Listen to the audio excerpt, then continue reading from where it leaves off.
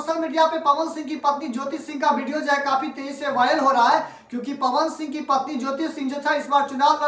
लड़ रही है और वो अपने पति से मिलने, पवन सिंह से मिलने के लिए लखनऊ उनके आवास पे गई। लेकिन पवन सिंह ने जो है वहां पे महिला पुलिस को बुला लिया और जो पवन सिंह जो है पत्नी को अरेस्ट करने के लिए जो है वो पुलिस को बोले। आपको बता दें कि सोशल मीडिया पे लोग कह रहे हैं कि एक पत्नी का इतना भी अधिकार नहीं है कि वो अपने पति से जाके मिल सके, जबकि उन दोनों का शादी हुआ था। जो चुनाव में जो है पवन सिंह पत्नी को जो है वो ले गए थे, लोगों के घर घर तक जा रही थी, उनके लिए वोट मांग रही थी। लेकिन जब मिलने गई तो पवन सिंह जो है पुलिस को बुला के धमकी दे रहे हैं और पत्नी जो है रो के एक सोशल मीडिया पे वीडियो आया है